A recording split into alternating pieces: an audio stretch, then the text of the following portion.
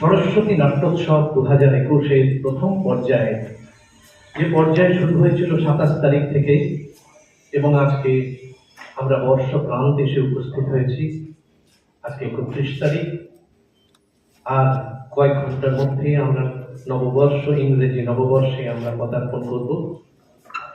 আজকে পঞ্চম এবং প্রান্তিক সন্ধ্যা।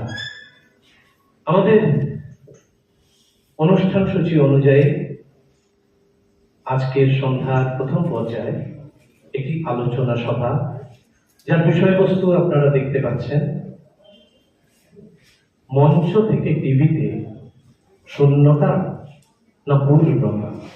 একটা বাড়িতে এরকম দেখার দুটো ছেলে, নিজেরা দুটো নিজে ভাই, আর এইটার ফাঁকে যে জিনিসটা তৈরি হতো যে বড় জ্যাঠার বড় ছেলে সে দারুণ পড়াশোনায়, সে ডাক্তার হয়েছে, আবার মেজো জেঠু ছোট ছেলে সে আবার এরকম ল পাস করেছে, সে দারুণ ওকালতি করছে। এই উঠোনটার মধ্যেও আরেকটা ছেলে থেকে যেত যে আসলে পড়াশোনায় ভালো না। এবার পড়াশোনায় ভালো না মানে কি? এটা সেই শিষ্যাদের ওই উপন্যাসটা ছিল, আমি নামটা এই মুহূর্তে ভুলেছি, পটাশগড়ের জঙ্গলে বা এরকম একটা কিছু। সেই বাচ্চাটাকে ওর বাবা জিজ্ঞাসা করছে, বলছে যে তুই কি করতে পারিস? বলছে বাবা, একটু ভয় পেয়ে মাথা চুলকে বলছে, বাবা আমি ভালো গুলতি টিপ দারুণ, আমি দারুণ গুলতি মারতে পারি।